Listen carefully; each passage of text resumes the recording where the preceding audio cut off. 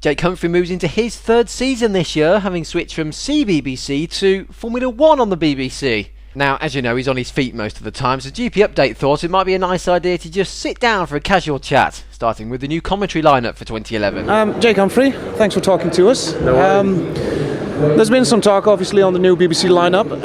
How do you like it? Yeah, I'm really excited about it, actually. I can hear the dulcet tones of Martin Brundle at the moment because he's just the other side of this wall, live on the Autosport stage, chatting to the crowd and going around and talking to people here and talking to Martin. I think it's going to reinvigorate the BBC team in many ways, because obviously we had Jonathan Ledgard in the commentary box, and Jonathan was a great commentator, a fantastic journalist, a good friend of all of the production team.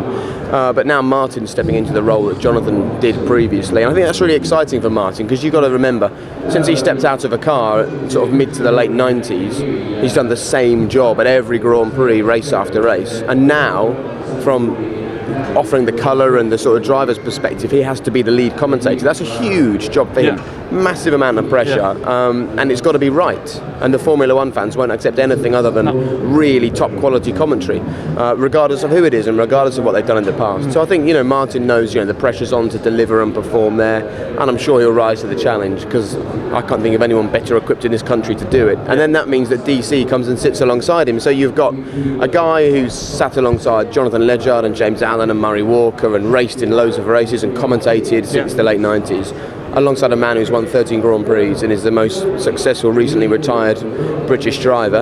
And then that gives me more time to get little gems from Eddie Jordan after David's gone off to the commentary box, and I think that's good for Eddie as well, because it gives a chance for him to do his own thing. So I think for everybody it'll work out really well, and I always look at this from a fan's perspective, and as an F1 fan I'd be really excited about it. Now, talking about yourself, before Formula 1 you did children's television, I believe. Those were the days. Those were the days. Did it help you prepare in any way to work with Eddie Jordan? Absolutely it did, yes. Don't work with animals or children. I think Eddie comes into both categories. I mean, I really love Eddie. It's amazing, because all people ever speak to me about when I walk down the street is, what's Eddie Jordan like? Yeah, what's his shirt going to be? What's his shirt colour going to be? And I think that's fantastic for us, because it's important to remember that at the same time that Formula One is there for the real die-hard Formula One fans who want in-depth information and knowledge and developments and things, there is also a huge amount of people that are there because they want to know about the colour and the personalities and the stories and the tales, and I think Eddie is brilliant at actually offering both. And there is no one on our team like Eddie. We've got two former drivers in Martin and David.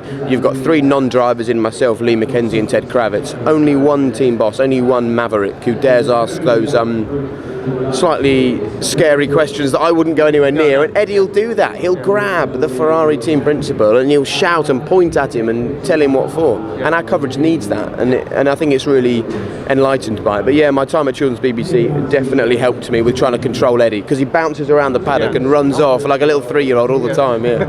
So did you have any affection with the sport before you were asked to do this? Yeah, I did. My uncle was a stock car racer, so I grew up in a family of racers, and we're from the Fens near Wisbech, and there's a lot of motorsport heritage around there, things like super stocks and off-road biking and all of that kind of stuff, and there's lots of speedway as well around there with Kings Lynn and Peterborough Pirates and things.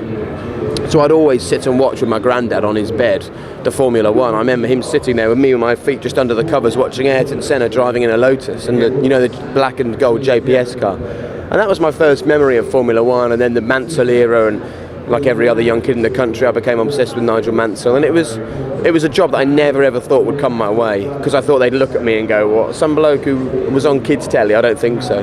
But it's been amazing. I feel so lucky to do it, and I've loved it, and thankfully the F1 fans seem to have taken to me. It's been great. And you had a fairy tale first year, obviously, with the Braun Jensen Button story. Yeah, we did. I took over the job from Steve Ryder, and I remember going out for dinner with Steve, and he was brilliant, and he gave me all the tips and advice that he'd learned over the many years that he did the job. And at the end of the meal he said, well, there's one bit of good news, you can't possibly have a season to top the one that we've just had with Lewis winning the title. And I said, yeah, we probably can't. And then we went and had a season equally as exciting, with Jensen surging to all those wins and then struggling and finally doing it in Brazil.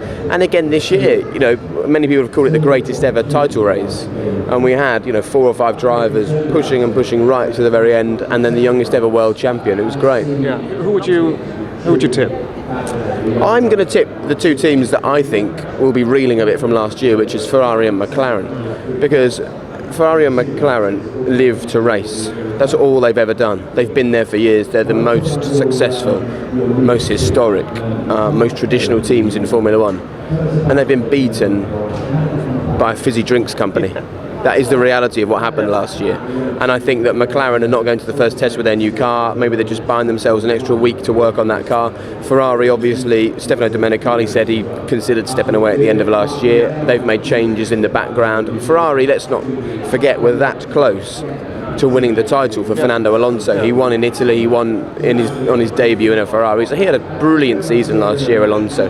But I think McLaren and Ferrari have absolutely got to step it up this year, because with Adrian Newey there and the youngest ever world champion, Red Bull will come out of the blocks firing again and take the fight to them. So I'm looking forward to seeing some interesting technical advances, you know, the KERS and the movable rear wings. I think we'll have another F-duct kind of story? I think so. Yeah. I think that seems to be the way it's going at the moment. We had the double diffuser in the previous year, then the F-duct last year. I mean, maybe McLaren are delaying their launch because they've got a sneaky little part on the car that they don't want others to see. And people are saying, oh, are we seeing almost a false Formula One here, because if you're pressing a button to overtake, is that skillful? I think the skill this year is going to be in the clever drivers, being close enough to use the rear wing, knowing when to press that KERS button, using it to defend. And don't forget, there's still the rest of the track to do the proper racing as well as the sort of artificial stuff, if you like. So I think it isn't going to detract from it at all. And if you're into your technical stuff, you'll love knowing about the KERS and how it operates and who can and can't operate it very well as a driver. And if you're like my mum and you just watch it for the action and the accidents and the overtakes and the excitement, you'll hopefully see more of that. So I'm hoping it works for everyone, and it's in high definition. Hallelujah. It's great. We've been desperate for that for ages, and I'm really, really pleased, because I was getting bored on Twitter of just always answering the same question: when will F1 be in high definition? And 2011 now. Exactly, 2011. It's happening this year, so we're really excited. More makeup then? I know. Look at this. I need. Is this in high definition? Because I've not had a shave. Right. Okay. Well, I haven't had a shave today, so I will have to. Come the 12th of March, we'll both have to have a shave in case in case you get caught on camera, in case I'm looking scruffy.